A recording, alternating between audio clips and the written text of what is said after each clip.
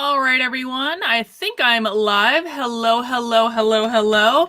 Let me just tweet out this info here because this is a little impromptu. Oh, you don't want to hear that. This is a little impromptu live stream that I just decided to do. I was waiting for unsafe space to get over, so I wasn't intruding because I know we have some common people. So I wanted to make sure I wasn't overstepping.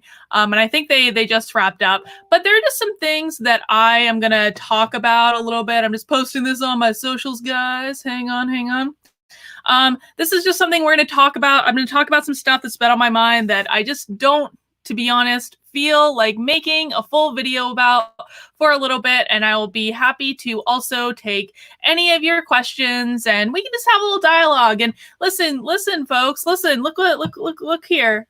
Look here. I've got my wine.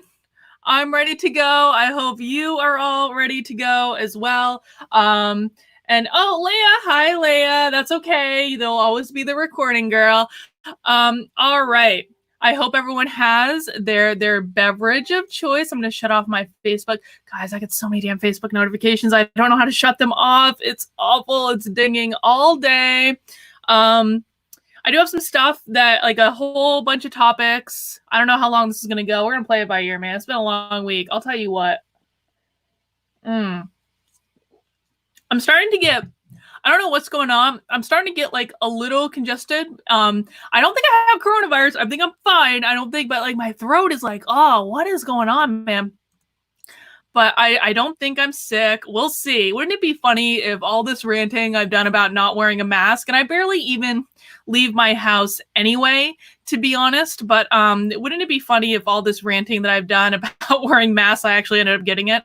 I hope that doesn't happen, but you know, what can you do? What can you do? Oh, the other reason I wanted to do this is because I think I'm going to be switching over from Zoom to StreamYard.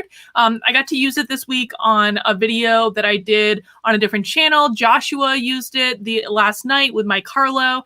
And so I think we're going to do Streamlab, and I'm just kind of playing with it and figuring out how the heck this thing, or it's not Streamlab, StreamYard. I was looking at Streamlab too, but I think I'm going to do this one because this seems to be much easier to me because at some point, I don't know what happened. Guys, I used to be good at technology. I really did. Like I used to be good at it. And then at some point I stopped being good at it.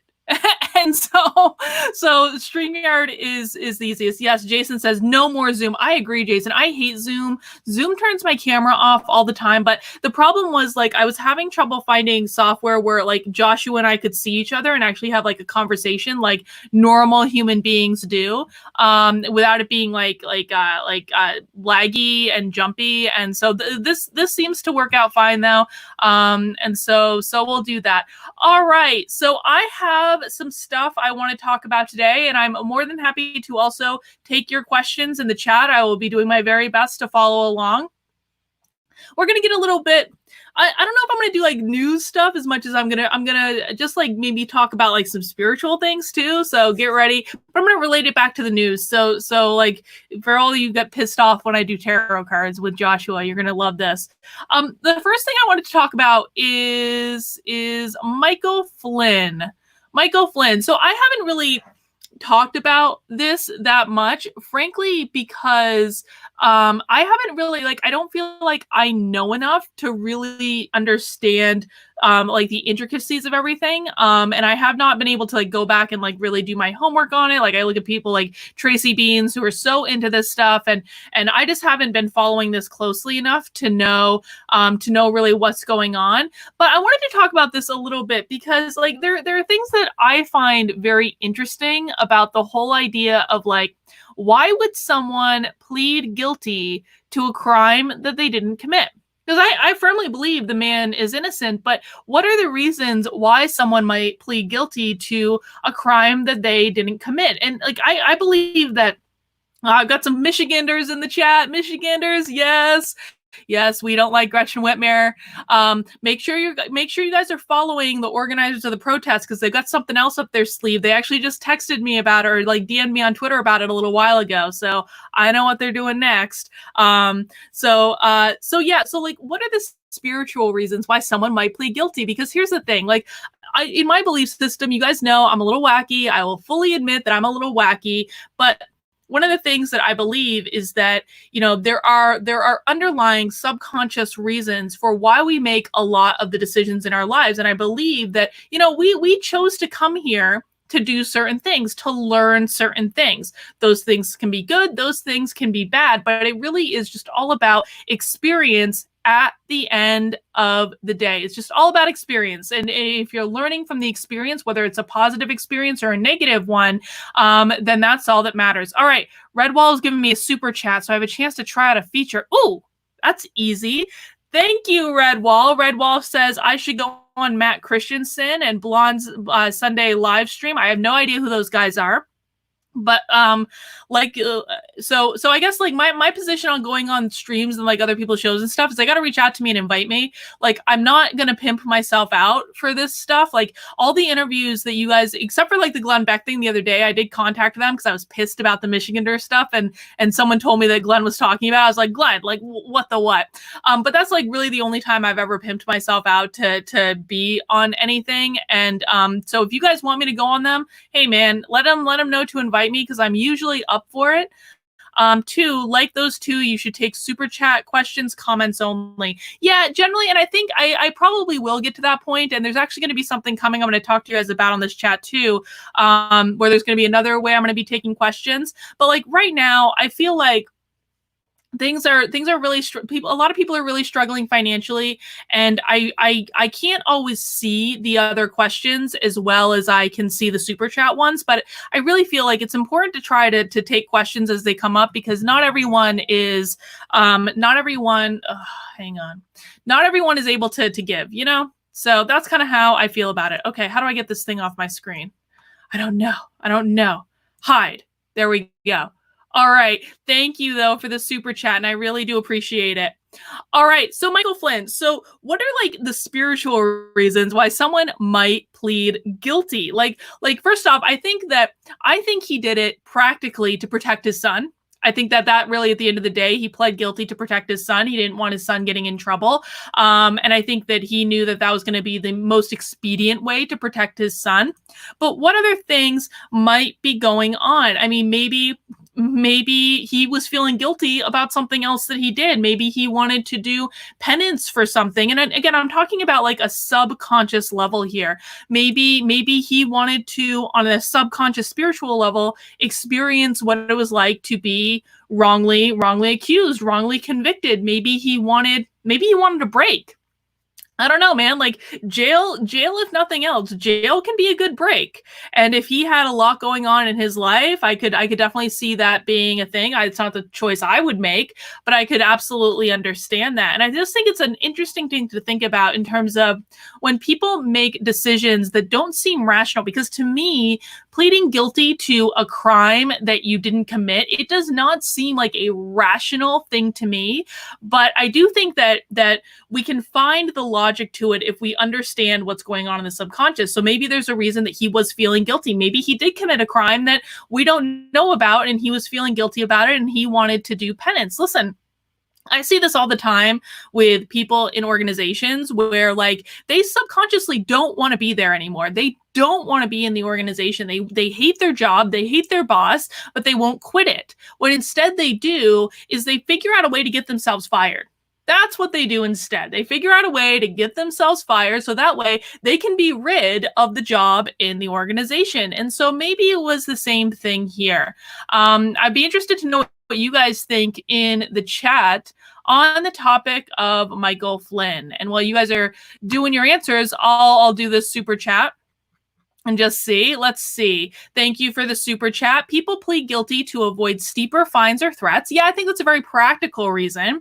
A ton of innocent blacks, pled guilty to avoid the hanging tree or extreme punishment. The South was rampant with trash guilty pleas. Yeah, I think all that is very, very true. Fun fact, I actually know someone. He was a very good friend of mine for a very, very, very long time. We went to college together. He actually pled guilty to a crime he didn't commit, and I know he didn't commit it because I was there. Like I was there, man. And he didn't involve me in it because he didn't want me to get in trouble. But it was pretty heinous, man. I'm not gonna give you guys too many of the details. I will tell you, like, there was literally a Law and Order episode made out of this, so it was like a pretty big freaking deal. And he ended up pleading guilty because he was terrified of there were other people involved in it.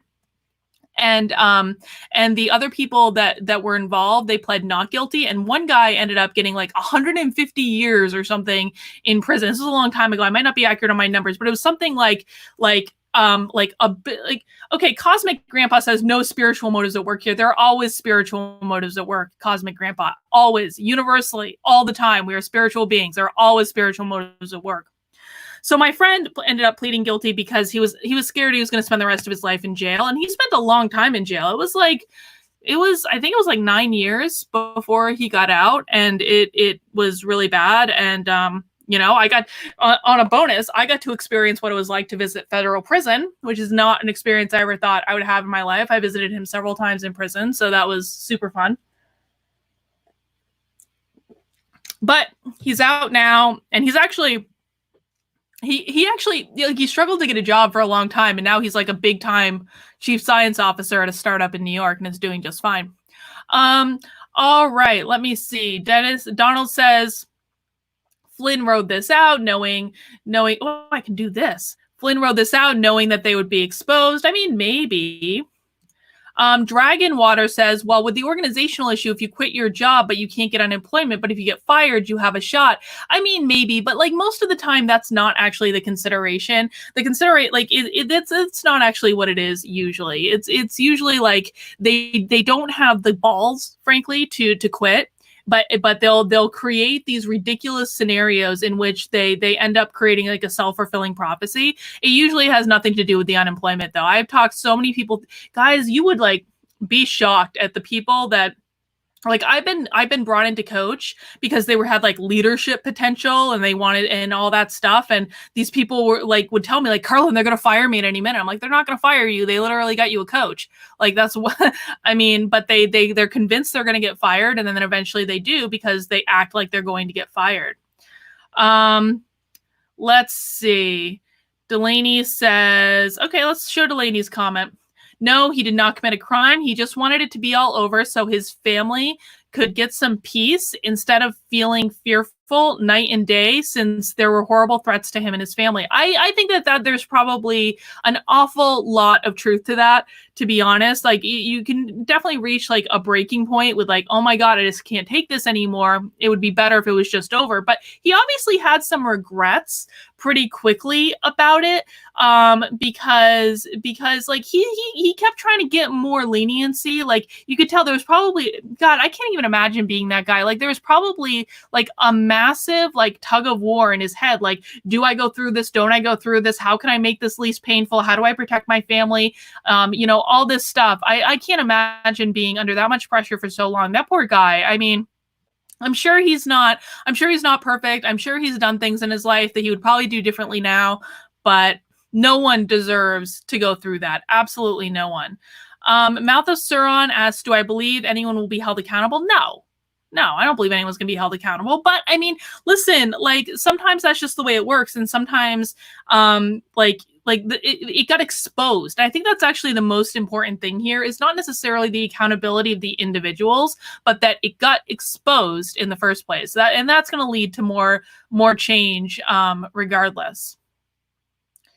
Curious says, if people would stop accepting bogus plea deals, the system would grind to a halt. Curious is absolutely right. Like, listen, like, I don't know, man. I don't know what I would do. Like, I thought a lot about if I had been in my friend's position when he basically got told, like, if you don't plead guilty to this crime, you're going to go to jail for like the rest of your life. I don't know what I would have done. Like I used to have this like handwritten letter that he wrote me from jail and basically said like, Karlyn, I felt like I was signing my life away on the dotted line, but I did it. And so I can't imagine being forced to make that choice. Redwall, thank you for the super chat. Redwall says, have I seen the show Quantico? It shows really shady stuff going on in our intelligence agencies. I have not watched that particular show, honestly, because it looked kind of dumb. But maybe I'll check it out sometime. I mean, maybe I'll tell my husband to check it out and he can kind of like preview it for me. My husband, I probably shouldn't say this on the air. Maybe Victor's even watching right now. He like my husband's got a whole setup downstairs because his job is to like be on chat, like customer support chat.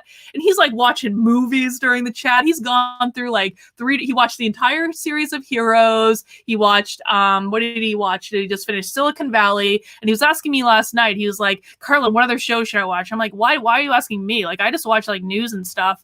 But if you guys have suggestions for shows that my husband should watch, you let me know. All right. Oh, Nicole Pratt's here. Yay, Ninja Kitty. See, I knew I had to wait for Unsafe Space to get over for you guys to join. So I was being very considerate. I wanted to go live like half an hour ago, but I was being extra considerate. And I was enjoying Unsafe Space today as well. And guys, if you have not found your way to Unsafe Space yet, please go watch Unsafe Space. Unsafespace.com. It's an amazing YouTube channel. It's one of my favorites. I've learned so much from them. All right, that's really all I have to say about Michael Flynn. Let's just take a drink. We'll do our drink. Guys, what are you drinking? Like share, like chat in what you've got in your beverage container right now. Yes, this wine glass is literally as big as my head. It is fantastic. I got this outlet store wine glass, man. Uncle Fred's Ghoul School says coffee.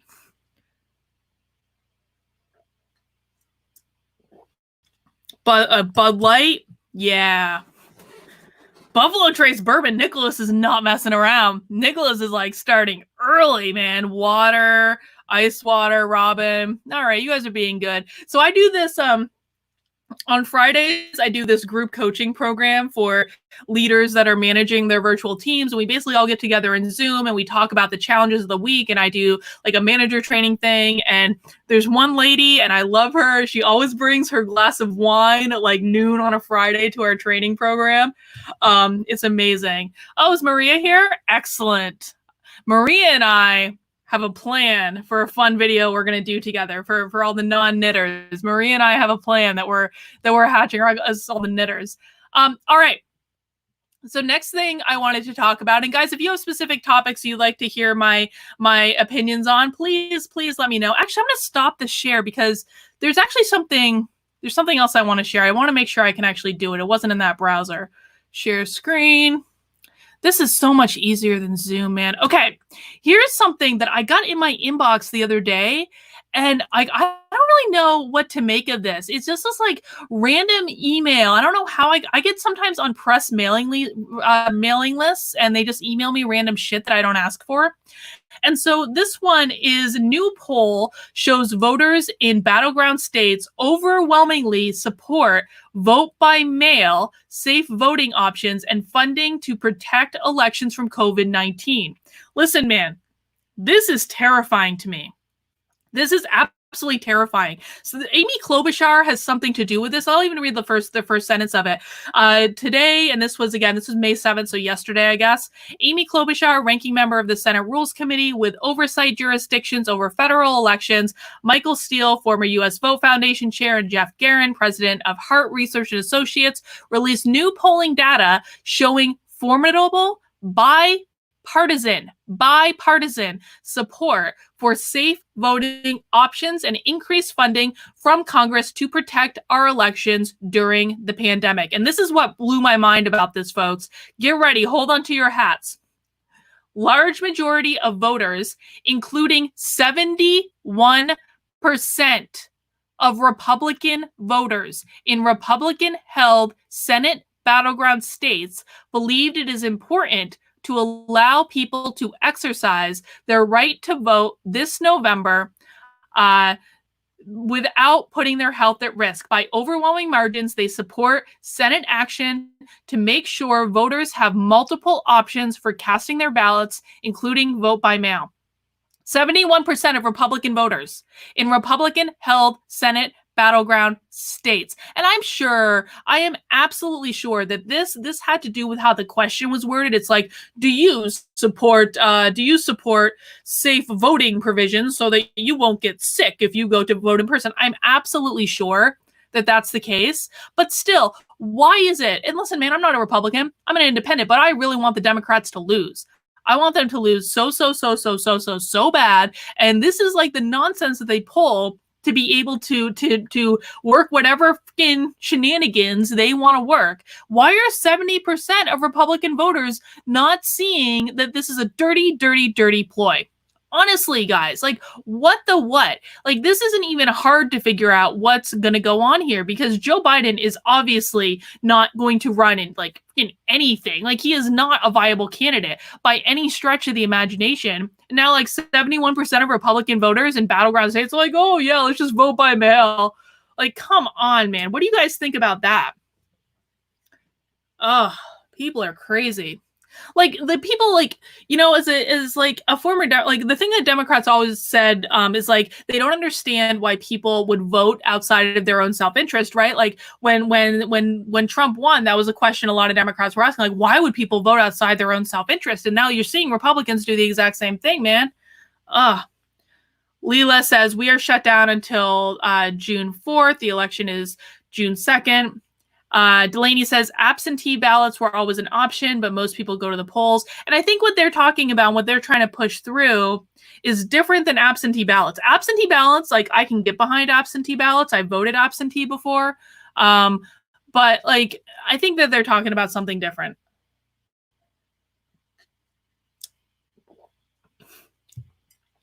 Our Flex says, ooh, I almost just spilled my wine all over my keyboard. That would have been good. Our Flex says, I was in market research consulting, and if a polling place doesn't release raw data and demographics, the numbers can't be trusted. So they did actually release the raw data. I'm just not looking at it. I'm just looking at the email. I'm sure I could find the hard data if I wanted to, or I could actually, they actually invited me onto the conference call to discuss this stuff. And I was like, ooh, what could possibly go wrong with me getting on a conference call to ask questions as though I'm a fucking, like, full-fledged member of the media or something. I always find it funny when people think I'm a journalist because I write for Forbes and like other stuff. I'm like, I'm not. Come on, man. Although I probably have more ethics than like an average journalist. Nicole Pratt, thank you, Nicole Pratt. Colorado is vote by mail only. We've been hard blue ever since. But on the bright side, weed is legal in your state. So, you know, is what it is.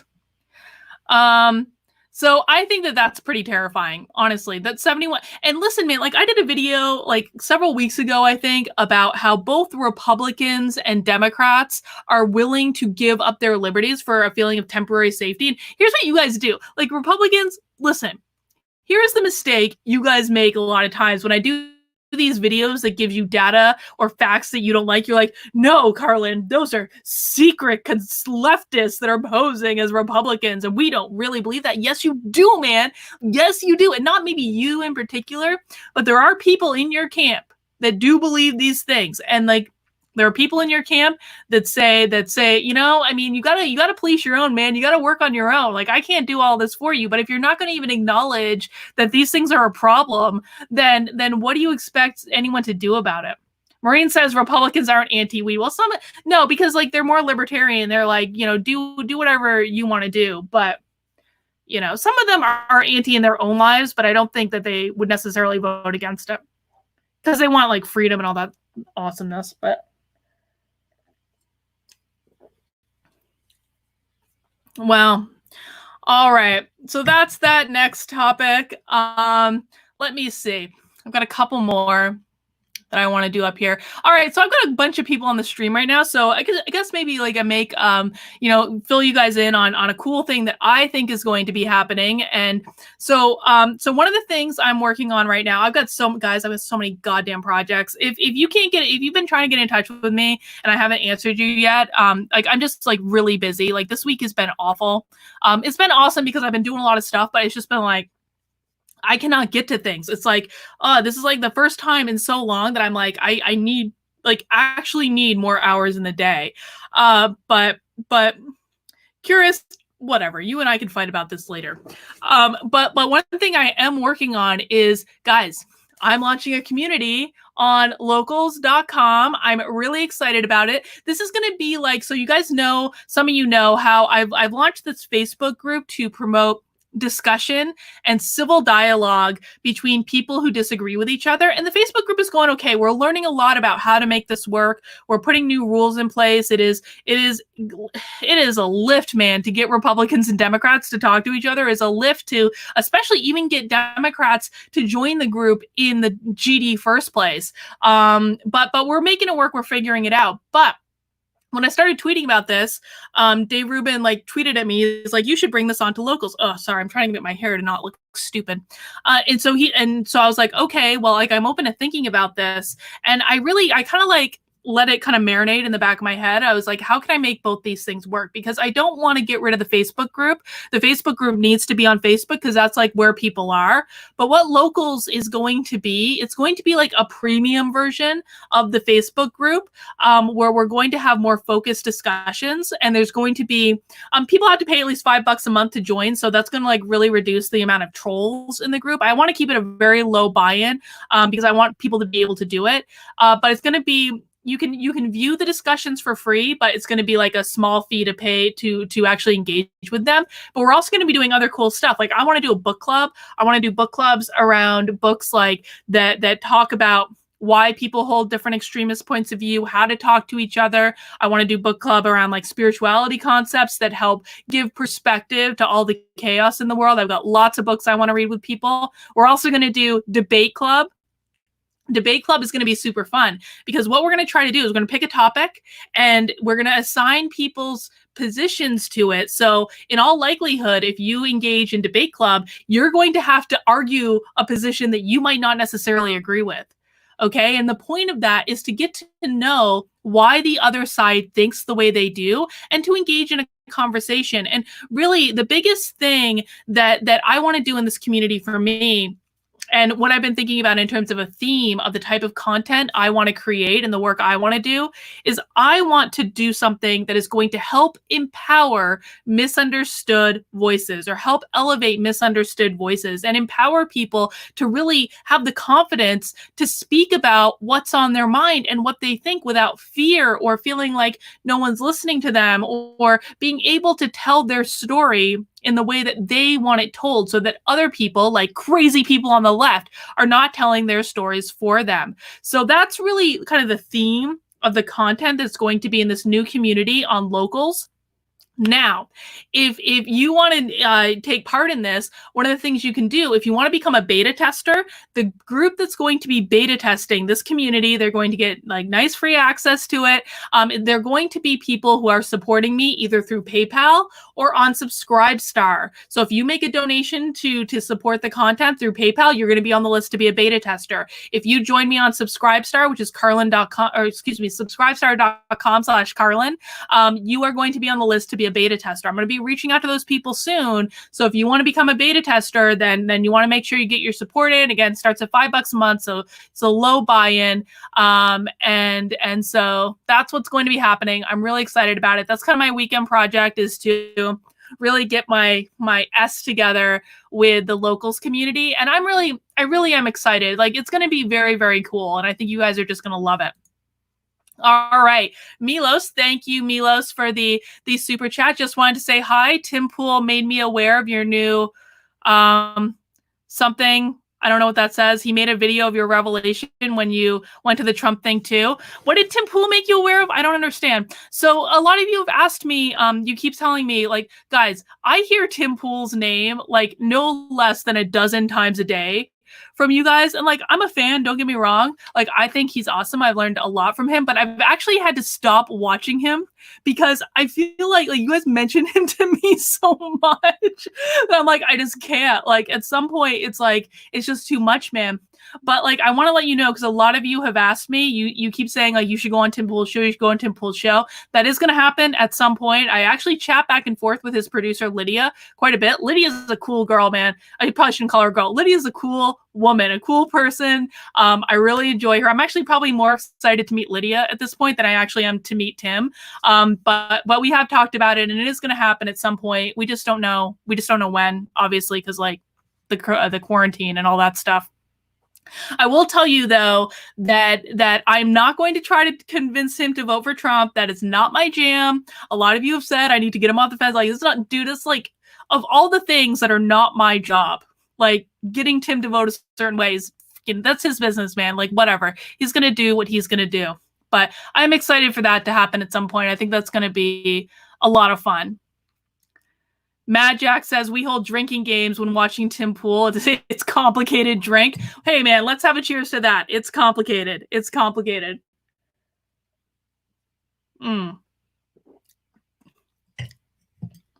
Bad Protocol says he's a little hyperbolic. I mean, maybe. I don't know. I find him to be, he can get a little pessimistic for me, if I'm honest. But I'm also like purposefully naive and optimistic about things because I just think it's better to be optimistic than pessimistic. Let's see. If you can't convince him to vote for Trump, you can't convince him to vote for Trump. If it was going to happen, it already had. I mean, I don't know, man. I think that he might be getting sufficiently pissed off with the Democrats that who knows what he'll do. Listen, man, the reason I'm voting for Trump, and I've been pretty open for this, like I'm voting for Trump, it's not necessarily a vote for Trump as much as it is like a vote against the Democrats because I'm just so pissed at them. But you know, it is what it is. All right, let's go into another story. And I think a lot of you are going to be like, Karlyn, why the hell are you even talking about this? Okay, let me see. Share screen. Oh my God, this is so much better than Zoom. Who watches America's Next Top Model or has at any point in their life? Now, Joshua and I talked about this on our show the other day. So I'm going to just bring it up again. So, there was a thing this week where Tyra Banks was trending on Twitter for being like, you know, not PC in the earlier episodes of America's Next Top Model. So fun fact, I have seen literally every episode of America's Next Top Model, literally every one. Many of them I have seen multiple times. And so I feel like I am very well versed in the language of America's Next Top Model. I used to be one of those people, like if there was like an AMTM marathon on like VH1 or what was that other channel, like the CW or something, like clear my calendar, man. I'm gonna sit there and watch America's Next Top Model all day long. I have no idea why, but it was a thing that I did. Okay, so these videos came out this week where people were like, Tyra Banks is mean on America's Next Top Model, and part of it is like, she told this girl here, her name is Danielle. Yes, I actually do know that. She told this girl right here, she has like a gap in her teeth. And Tyra was like going to send her to the dentist to fix the gap in her teeth so she could be a model. And she didn't want to do it. She didn't want to get her gap closed. And so Tyra gave her a little reprimand. It was like, you can't be a model if you aren't going to do this stuff because it's not marketable. And she eventually did get the gap closed, and P.S. spoiler alert, she won the damn season of America's Next Top Model after she did that. But people were like posting this like, why was this allowed to air? WTF, Tyra Banks is going straight to hell. Because Tyra told her the truth. Tyra told her the truth, for crying out loud. And then there was another one of this girl. I don't know if you can but you can, see what she looks like. And she was like, basically like, I'm gay, I'm proud of it. And I want to be myself, which is admirable. And I have no issue with that. Like, whatever, you do you, man. But Tyra Banks was basically like, girl, you can't go down the red carpet being like, I'm gay. And she like, Tyra like put it on herself. She's like, I don't go down the red carpet going, I'm black. And the point she was trying to make is like, when you're a model, you have to be, Joshua said it the other day, like you're basically an expensive clothes hanger, right? You have to do what other people want you to do. But now people are like, oh my God, how did you get away with this? What happened? Well, you know what happened is that most of these episodes were produced before people lost their minds. All right, we're going to take a quick break, super chat break. Ryan, thank you. I'm pretty sure Tim Pool is 60% there for Trump. I think he is too. I think he's actually more than 60% there for Trump. I think I'm sure maybe I think he doesn't want to admit it, to be honest. I think he's probably there and he's like, oh my God, it's come to this. I don't know. I could be wrong, though. I very well could be wrong. All right. So the point I'm trying to make with the America's Next Top Model thing, and now everyone's like, oh my God, it's a horrible show. They make people do things that make them feel uncomfortable. How dare they make them do things that make them feel uncomfortable? Dude, like, you know what? Young professionals need to go back and watch every episode of America's Next Top Model, because Tyra Banks was a truth teller, man. She told truths that were not convenient. She told truths that were not comfortable. She made people do things they didn't want to do. But by the way, they signed up for a reality TV show, so they did kind of buy into it. Like, people need to go back. Like, I don't know what the hell happened when we started letting like people who have not lived life, have no goddamn life experience, dictate how we run the world. I have no, like, what happened? Like, this doesn't even make sense. One of the things I always tell young professionals are like, I graduated from college. I am learned. I can do this. Like, girl, it's all, not always a girl, but like, girl, like, you don't know shit. I'm sorry, man. When I graduated my bachelor's degree, I didn't know shit. I graduated with my MBA. I didn't know shit. I graduated with my PhD. I didn't know shit because I hadn't applied it in the real goddamn world. Just because you have education, it doesn't mean you know anything about succeeding in the world. And yet, at some point, I don't know what happened, man. We flipped the script on it to look at these young people who have no life experience, don't know how to get anything done, and started saying, you are the ones that are going to dictate how we treat you in all circumstances. That is not the way the world works. And it's certainly not the way the professional world works. So I firmly think that all young professionals should go back and watch the early episodes of America's Next Top Model, because it's not just about it's not just about modeling. Tyra Banks gives sage life advice. And it is not life advice that people would be able to get today because she's not allowed to say it today. But Tyra Banks is a smart woman. She's made a lot of money for herself. She's very, very successful. This show is very, very successful. It's seen all over the world. And you know what? She is a truth teller. And people could frankly learn an absolute lot from her. Leia says, yes, young professionals expect to get paid way too much. Dude, they expect to get all the plum tasks. Like, young professionals, man, when you're right out of school, and I would say even probably for the first 8 years of your career, maybe five, maybe I'm going too far with 8. When 5 years of your career, you're an apprentice. You don't know anything. You don't actually start being able to do stuff until you're 30. When assuming you went to college and you didn't really start working until you're 22, man, I didn't even start being able to really know what I was doing until 29, 30 years old. And I think that that's probably the case for most people. You are an apprentice for the early years of your life. But now, what's terrifying for me about all of this is that now we are in this place where the apprentices are ruling the roost. And the older, more experienced people are terrified to say anything, or terrified to push back on these people in any way, shape, or form, to say, no, honey, you can't do that. Here's what you need to do if you actually want to succeed at something, if you want to succeed in the world. It just makes absolutely no sense. Drives me crazy. So I think America's Next Top Model should be required watching, but not the newer episodes. The newer episodes suck. Go back to the earlier ones, 2005, when no one gave a crap about all this social justice stuff and they would just tell you like it is, even if you didn't want to hear it. Those are the episodes of America's Next Top Model that people need to watch, because those girls learned a lot. They got a lot of experience. They were super happy by the end. And a lot of them went on to actually have careers. And that is actually the point of the thing. It was to teach them how to actually be human beings.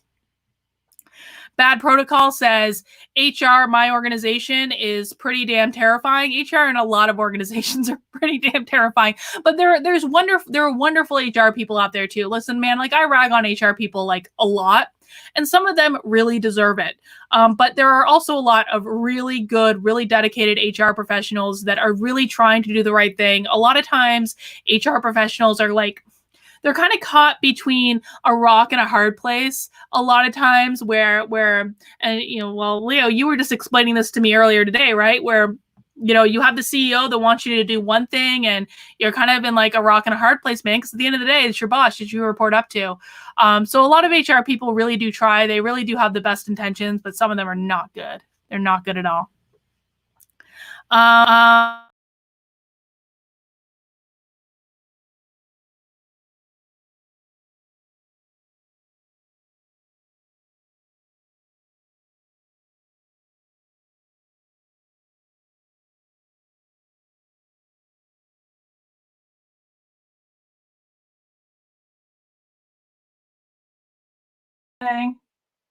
Okay, something happened. Can you guys hear me? Can you guys hear me at all? Hang on. Oh,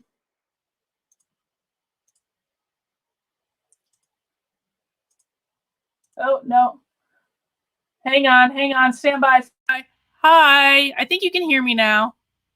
Right?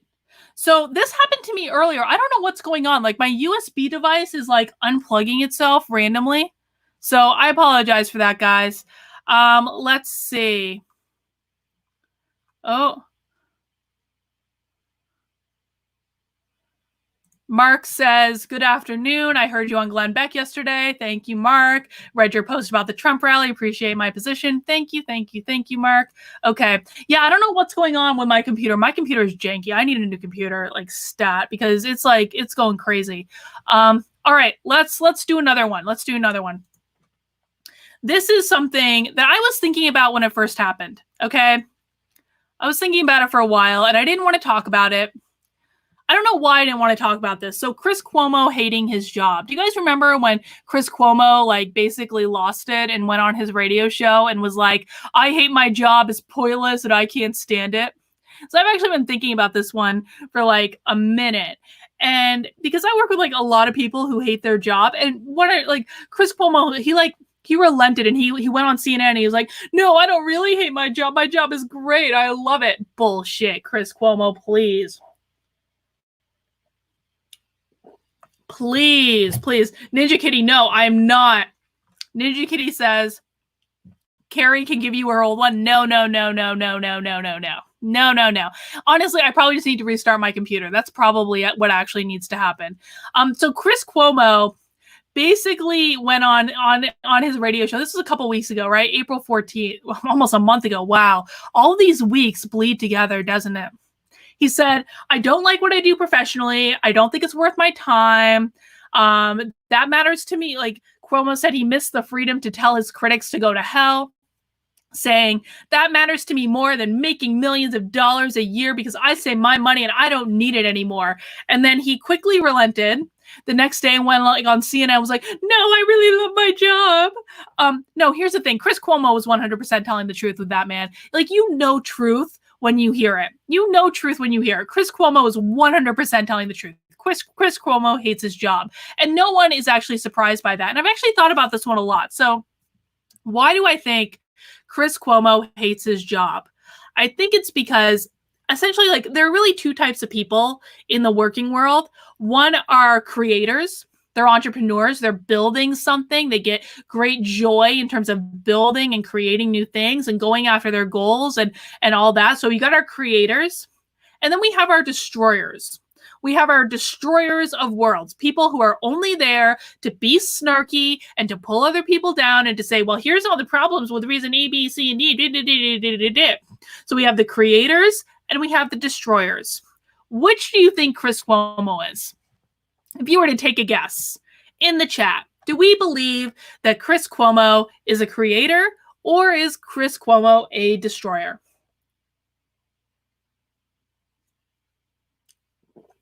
Leah, ding, ding, ding, ding, ding. Chris Cuomo is a destroyer. Chris Cuomo isn't creating anything. Chris Cuomo isn't doing anything really of value. Chris Cuomo is going on CNN every night and like spewing BS. Honestly, that's what he's doing. He gets paid to spew BS. That's what he's doing. Now, That is absolutely going to get to anyone after a while, because he's probably smart enough to know that, like, what am I doing in my life, man? I'm going on the TV and telling people these stories that aren't true and making stuff up and being hyperbolic and all this nonsense. Like, he knows he's not doing something good. All right, Andrew, thank you for the super chat, my friend. Andrew says, the freedom of speech is also the freedom to hear. How can we grow intellectually at all if we can't hear things that contradict and offend us? Libs don't understand this or care about collateral damage. Okay, Andrew, I'm going to push back on you on this point, because liberals, I am still a liberal. I refuse to give up that title. I refuse. Liberals understand this. Real liberals do understand this. It's just the crazy people that have hijacked the party that don't understand it. Those are the people who are having trouble. And listen, I actually think, sidebar, I talked about this on Twitter the other day. I think that censoring that documentary that I will not speak the name of, but you all know what I'm referring to. I think that censoring that documentary on YouTube was the stupidest thing that YouTube has ever done before. It was so stupid. We'll get back to ragging on Chris Cuomo in a second. Here, I'll even do this. That it was stupid to censor that documentary, because now it just makes it seem like everyone just wants to know what was in this documentary that was censored. If YouTube had just left it up and left it alone, and I know some people in the chat are going to disagree with me, and I'm sorry, I think a lot of stuff in that documentary is BS. I really do. I think the vast majority of it is BS. That's my opinion. Now, are there nuggets of truth in there? Yes. There are absolutely nuggets of truth in that documentary. You know what it's like? It's kind of like Scientology or Landmark. You guys know those like culty, I mean, like they're both total cults, dude. Like Scientology or Landmark, they start off, when you get into like Scientology or Landmark programs, they start off with nuggets of truth. And most of the time, those nuggets of truth are pulled from like ancient wisdom. They're not things that these religions created. They're ancient wisdom that they've applied in a certain way. Those things are usually good. Those things are usually, they help people. If people go through a lot of ancient wisdom, it will help them in their lives. If they apply it, they will get results. It'll be good. They'll feel better, all this stuff. So Scientology and Landmark, they start off with those nuggets to get people hooked. And then all of a sudden, people are in a cult and they don't realize it. Okay, so it's the same with this documentary. This documentary has nuggets of truth. And for some people, those nuggets of truth are enough to hook them, right? But they don't realize that the larger piece of it is probably BS. And again, I know a lot of you disagree with me. Whatever, we can agree to disagree, man. But that's kind of how I feel about that particular piece. All right, let's go back to Chris Cuomo, shall we? Okay, so we've already decided the reason that Chris Cuomo hates his job is that he is a destroyer of worlds. Okay, maybe not of worlds, but he's a destroyer. We have creators that want to build things and want to give things to society and want to serve society. And then we have destroyers, people who are just want to rip everything down, like watch it burn. Now, if you're destroying things, that is an incredibly unfulfilling way to live life. One of the reasons that a job is so important is it gives people the opportunity to focus their energy on something good, on something real, on doing something, on contributing something. It's not just about the paycheck, man. Hang on, I'm getting really congested. I swear I don't have coronavirus, but we're going to drink some wine, and then I'm going to hope that that's going to clear up the congestion, because I want to continue to be able to rant on this. So I have more to say. I have more to say, YouTube. Not even that drunk yet. I'm just acting like I'm drunk because it's Friday. I don't know.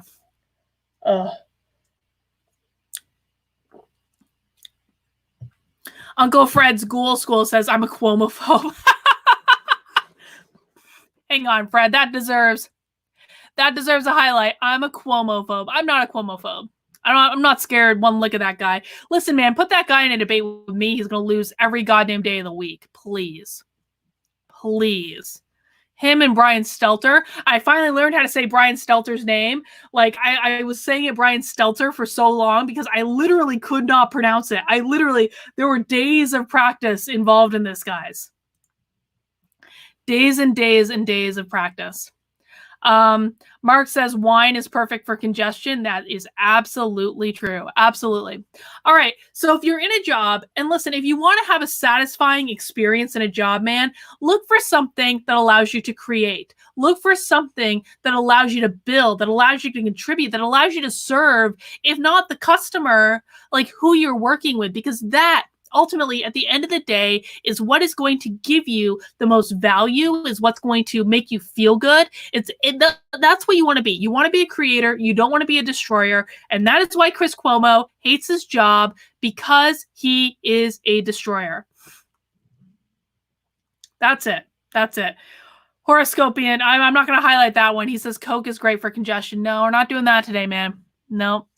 I've never done that in my life. Never done that in my life. I smoke weed, obviously, but like ayahuasca is something I do, but I haven't done an ayahuasca ceremony in a while, man. I need to do, like, one of my first stops after this, and I'm not even joking about this. I'm 100% serious. I'll film what I can of it for you guys because I think it's interesting. But my first stop after this is like an ayahuasca ceremony. I feel bad saying that, but like that is the God's honest truth. That is my way of communing with God, you know?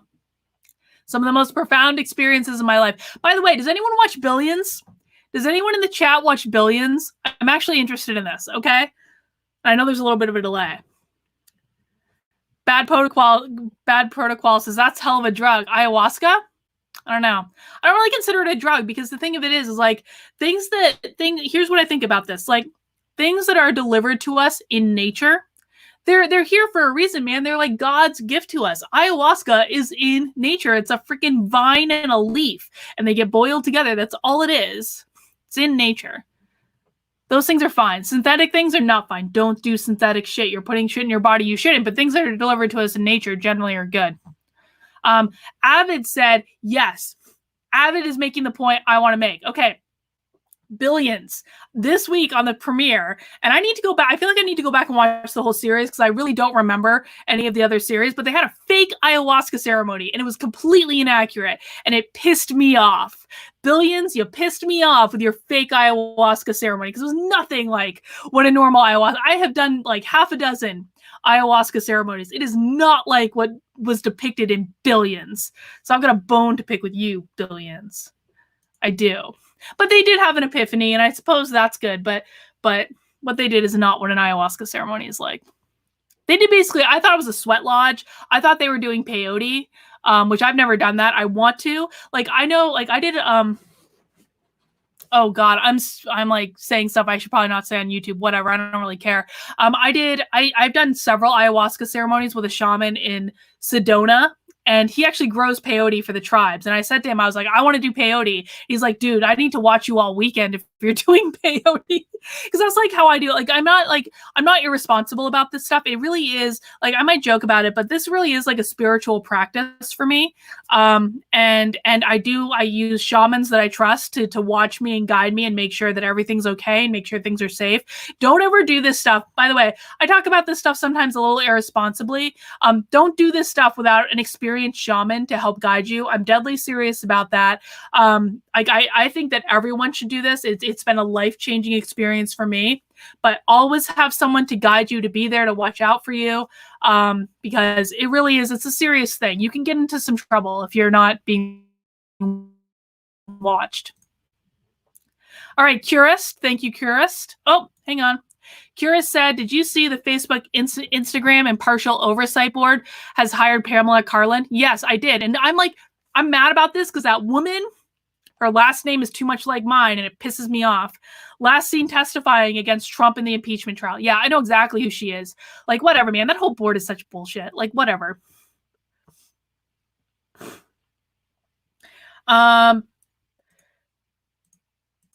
Let's just, whatever. You shouldn't talk about this on YouTube. The NSA or whoever will knock you down, have all the material they need to kick your door in. Ayahuasca, when done for spiritual purposes in the United States, isn't illegal. And I don't have ayahuasca in my house, man. I only do ayahuasca with experienced shamans. And I'm not doing it in my house. I don't have anything in my house. Like, I'm not dumb. It wouldn't even be like, you can't do, like, people who do ayahuasca recreationally, they're stupid. It's the stupidest thing. First of all, you need a shaman to make it for you anyway, because that's like what their job is. That's like they study for a lot. Yeah, like I said, it's legal if it's done for spiritual purposes. Like, there are churches in the United States that do it as part of a spiritual practice. I'm a member of one of those churches. So for me, listen, man, the reason like I'm so big on the First Amendment, like, Christians, you all think you're persecuted. The first time I got to practice my religion, I had to go to goddamn Peru, okay? Because these are my spiritual beliefs. You might not like them, but I had to go literally to South America to practice my spiritual beliefs. And then it kind of became more kosher in the US. So don't even, I'm so sick. I'm sorry, Christians. I'm so sick of hearing that you're the ones that are persecuted, because like I have to travel out of state right now to practice my spiritual beliefs. Like, you know what? Please, man. Please.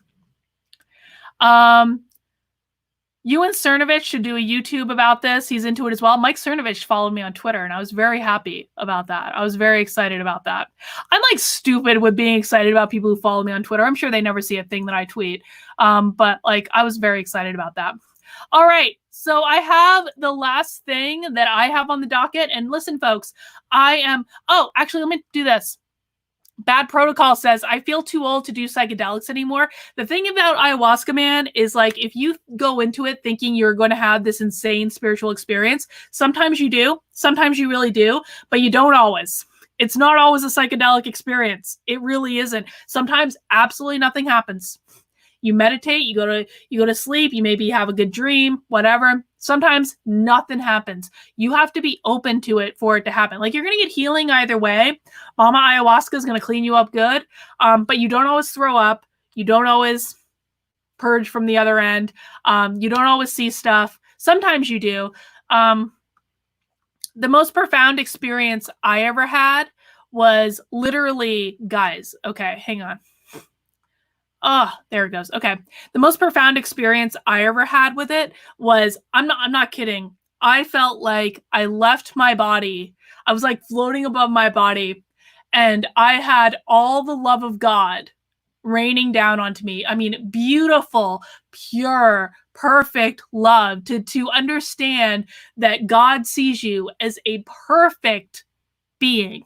A perfect being. And we all have flaws. I have just as many flaws as anyone else. But that moment where I felt the pure, perfect love of God with every fiber of my being, man, that was worth every negative experience I've ever had. Horoscopian says, you experience ego death? Yes.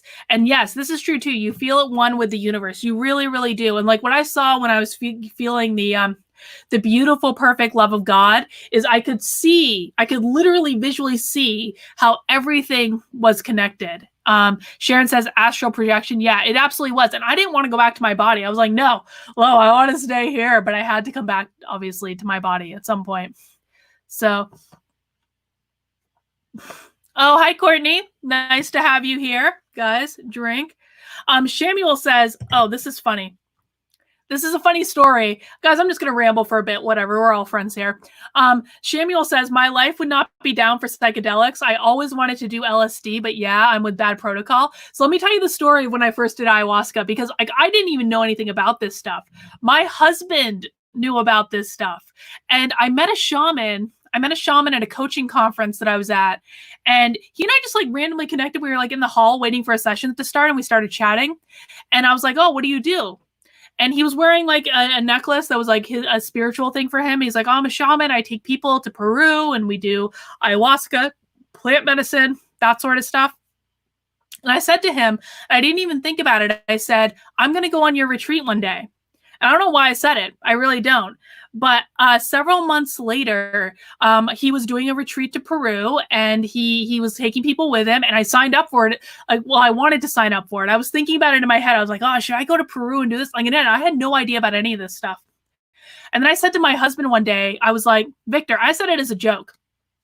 I said, Victor, how would you feel if I went to Peru for 10 days to do like psychedelics on a mountaintop with a random group of people? And he said to me, he's like, oh, you should totally do it. You should absolutely do it. Like, I'm not going to do it. I'm not going to go with you, but you should absolutely do it. I was like, Okay. Sign from the universe, sign delivered. And so I signed up. I went to Peru. I had no idea what I was doing, and it changed my life in so many ways.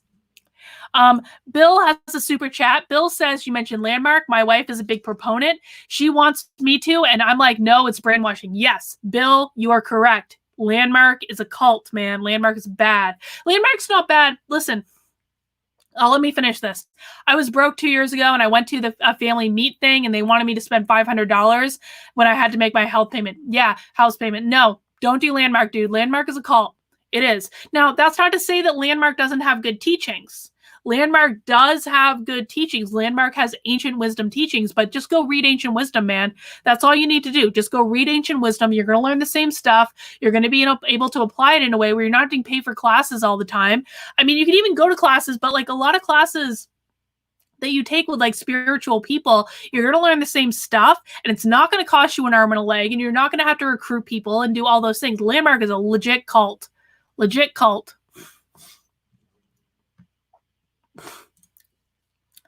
I'm sorry if you guys can hear me breathing, but I really am very congested. We're going to work on that.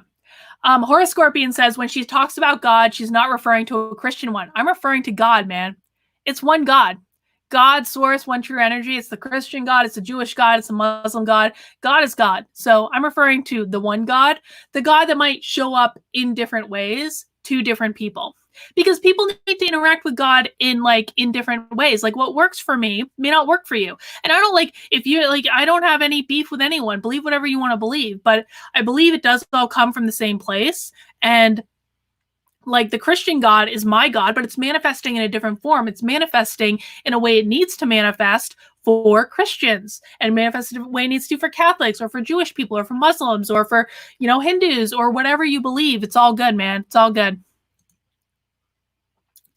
Why didn't that disappear? Hang on. All right.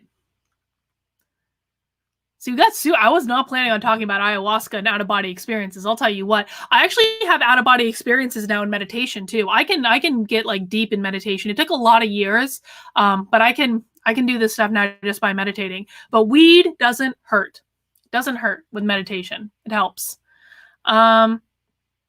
Ken, thank you for the super chat. Ken says, I'm in the same boat as you. I am a MAGA Republican. I am not a conservative. I don't like organized religion. I think organized religion is fine. It's just not for me. I think organized religion is more about power and control than it is about anything. It's about telling people what to do. Like I don't disbelieve in God. I'm a fan of God, but okay. Oh, Nicole. Oh, I didn't mean to put that up. Sorry, Horoscopian. Nicole asked a good question though. Where's Nicole's question? How does God manifest for atheists? Let's talk about that. But first, we're going to drink. Okay. Okay, Nicole. So here's what I think. I don't nothing wrong with being an atheist. Believe, don't believe, whatever. What I believe is that, okay, I'm going to get wacky. I did a video on this the other day, but I know not everyone watched it. So I'm going to backtrack.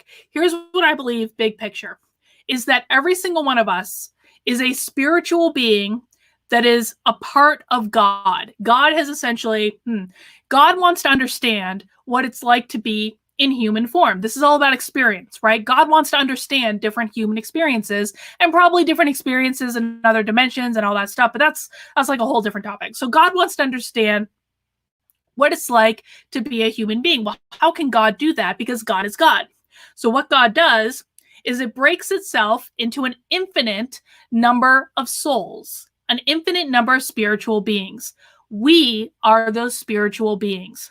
And then God has the tools to understand different types of experiences. So I believe that when we come to Earth, we make a choice as a spiritual being to come to Earth to have different experiences. One of those experiences might be that you want to experience what it's like not to believe in God. You want to experience what it is like to live life not believing in a higher power or disconnected from God. There's value in that experience for God. It doesn't make you a bad person. There's nothing wrong with it. It's just, it is the life you've chosen. And so that's how in my opinion, it manifests for atheists is because you came here to have the experience of not believing in God. And it's all good, man. Atheists are fine. Let's see. Now I have to find. Okay, let's see. Ken says, thank you, Ken. Love you, Karlyn. You're a better version of Tim Pool. Tim Pool's like way better than me, man. Come on. I used to be a big fan of his, but he pushed the C virus stuff more than the mainstream media. I mean, listen, man, like I was watching his stuff a lot more back then. And I think like he did what he thought was right. Tim did what he thought was right. Like I've got no beef with him. Like whatever. I definitely wouldn't say I'm better though. Let's see, Fran. I have no idea how to pronounce that, dude. Garfield in pajamas. I have no idea how to pronounce it. Religion is what you do, not what you say. To a certain extent, yeah. I mean, maybe. I don't know. I think it's an interesting way to look at it. I don't know. Horoscopian says we are all spiritual beings having a human experience. And guys, so here's the thing. Like, we're going to do book club in my locals someday. We're going to do Conversations with God. Conversations with God is a mind-blowingly good book. It's not a religious book. It's not a Christian book. It is a book about a different understanding of why we're here as human beings. So we'll do Conversations with God sometime, and we'll have a discussion about it. I think even atheists will enjoy Conversations with God. I hope everyone enjoys it. It's a wonderful, inspirational book. Leah says, I don't even know. Elon Musk's new child name is difficult to pronounce. That name is impossible to pronounce. What the? Well, I know what Elon Musk is thinking. Elon Musk has like FU money. He's going to do whatever he wants to do, but that's stupid. Why would you saddle a kid with that name? Why? Why would you saddle a kid with that name? Listen, man, my name is near impossible to pronounce. My first name, my maiden last name was Morissette, right? So Karlyn Morissette, that was already difficult to pronounce. And then I married up with the Ukrainian last name that was difficult to pronounce. Broker Natalie just asked a good question, but I'm going to finish this rant first. So like, why would you name a kid that? I got teased so much for my name growing up. Like, F that, man. Give your kids a normal name. Give your kids a name that people know how to pronounce. That kid's I hope that kid gets a nickname, man. Broker Natalie says, how about the movie What the Bleep Do You Know? So, true story. I've never watched this movie start to finish because I just couldn't get into it, man. But you know how Dr. Joe Dispenza is in that movie? I am a big fan of Dr. Joe Dispenza. Dr. Joe Dispenza is, I'm not actually tipsy. It's a long week, man. Horoscopian says I'm tipsy. I'm not tipsy. I'm not. But we'll drink to that anyway. Cheers. But Dr. Joe's in that movie. I love Dr. Joe. He is a chiropractor and he does neuroscience stuff and he teaches this amazing meditation technique. It is the best meditation technique that I've ever learned. It has helped me so much. I have done Dr. Joe retreats. I'm a big fan. At Dr. Joe retreats, man, I'll tell you what. We get up at 4 a.m. and start meditating at Dr. Joe retreats. We meditate for 4 hours at that one. That's at the advanced retreat. At the advanced follow-up, hang on. At the advanced follow-up, I have a reminder going off on my computer. At the advanced follow-up, you start meditating at 1 a.m. and you go to 7 a.m. And it really does work. You can meditate for that long and it's beautiful. Beautiful, beautiful. So Dr. Joe, I'm a big fan of. Let's see. Oh, Mark is reading Placebo right now. That's a good book, man. All of Dr. Joe's books are good, but the Dr. Joe book that I like the best is Breaking the Habit of Being Yourself, because it really gets into more like the practical application. Like Placebo is his first book, but Breaking the Habit of Being Yourself gets into more of the practical application. Mark, if you haven't been to one of his retreats, go to one of his retreats, man. His retreats are awesome. Like, I mean, obviously we're not doing them right now, but if you can get yourself to a week-long retreat, like I did a video about this early, like several months ago, and you guys gave me so many downvotes. I was like, I'm never talking about this again. I actually had a physical healing of a chronic injury that I had for years, went to all these doctors for, that was healed at a Dr. Joe meditation retreat. It's insane. Insane. All right, guys, I think I'm not going to talk about this last story. I might do something different with it. I just I'm not feeling it right now. But do any of you have any other questions that you would like me to answer in the course of this live stream? Anything is on your mind? I'll take some questions. Whatever. Can barely talk anymore.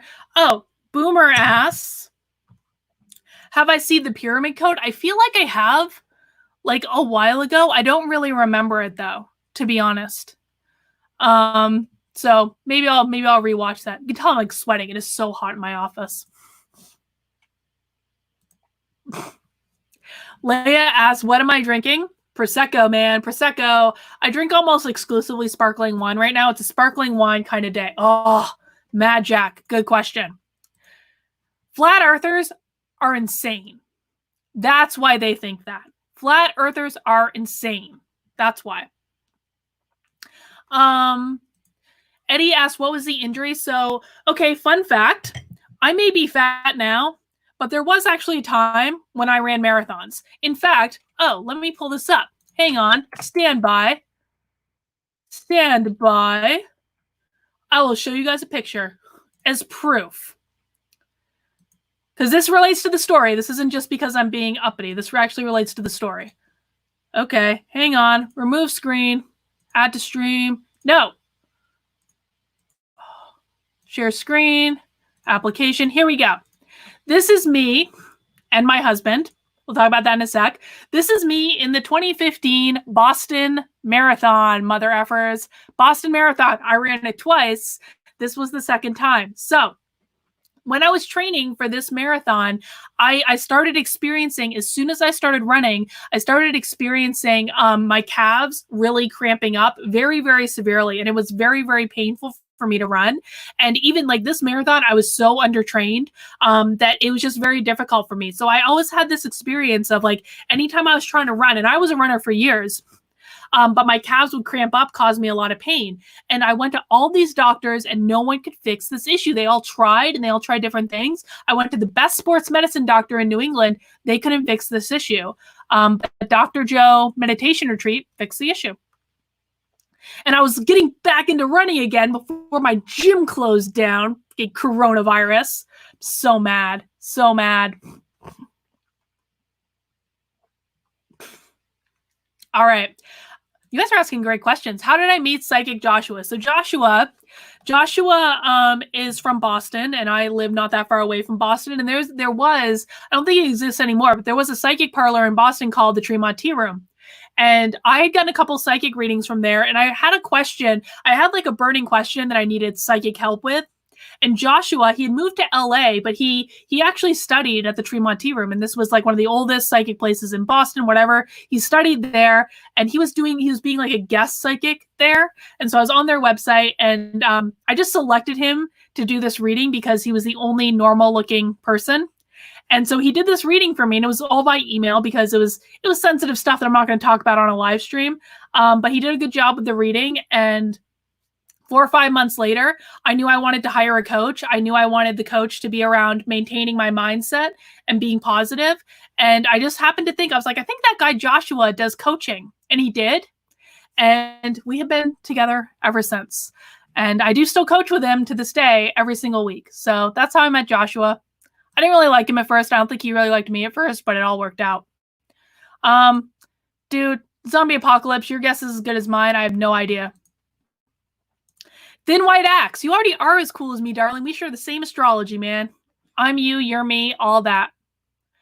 Ken, I have not read The Power of Now by Tolle, but I know I need to. It's something that keeps coming up, and I just haven't done it yet.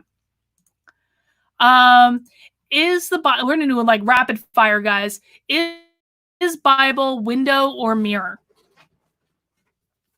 Maybe a little bit of both. I don't think the Bible is necessarily bad. I literally have a bookshelf right over here. I have like 3 different versions of the Bible on that bookshelf. Like, fun fact, I used to be obsessed with the historical Jesus. And so I like read the Bible. I read all the different versions and all these books about who the historical Jesus was because I was like comparing, contrasting. Bible's not bad. Bible has ancient wisdom. It can be good. I think the Bible is applied badly a lot of times. Sharon, I don't know. When's my next live stream? I don't know. Joshua and I do a live stream. Joshua the psychic and I do a live stream every Tuesday night, 9:30 p.m. Eastern time, 6:30 p.m. Pacific, where we talk about news and we do psychic stuff. So that's a fun live stream. Oh no, that's actually wrong. My next live stream is actually Monday. Oh, actually, let me show you guys this. This is a good opportunity for me to show this. So we were, and again, I just don't feel like talking about it right now. We were going to talk about this article on CNN about the psychology of why some people won't wear masks, but I want to.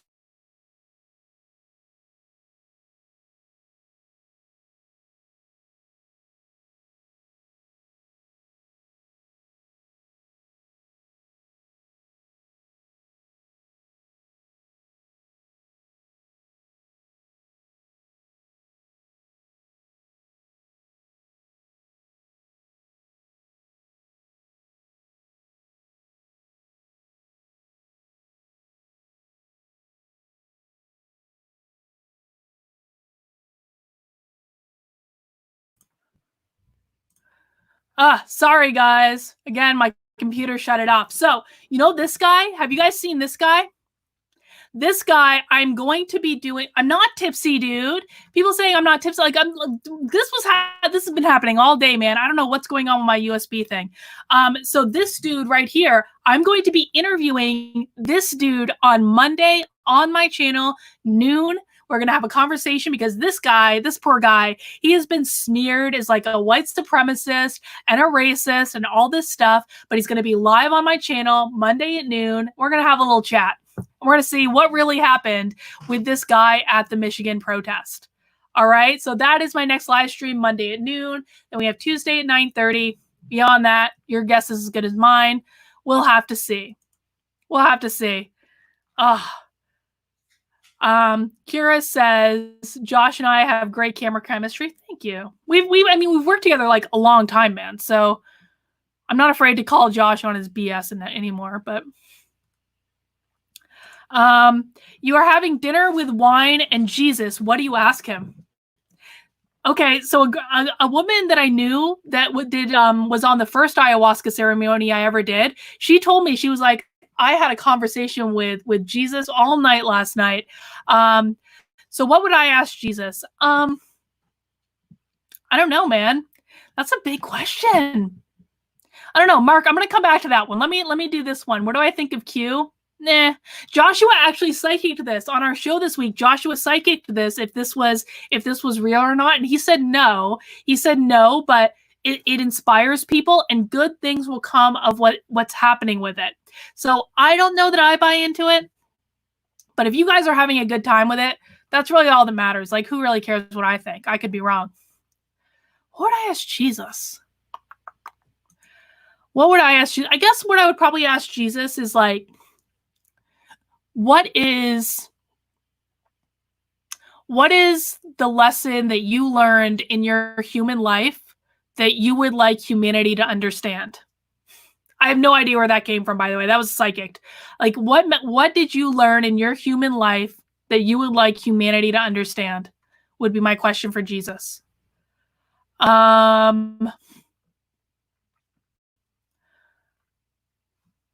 Jesus. Can I get a do-over? Well, you can get as many do-overs as you like, man. We live multiple lifetimes. You can always get a do-over. Wine and Cheez-Its. All right, guys, I'm really losing my voice, so I need to end the live stream because I can barely talk right now. But thank you for coming and hanging out for the last hour. I hope you had fun. And again, join me on Monday noon for a chat with Brian, who's the shouting white guy in the photo, or come to Nothing Controversial on Tuesday evening. I hope you enjoyed this, and maybe I'll do some more impromptu live streams. Who knows? But I hope you all have a great weekend, and we'll see you again soon.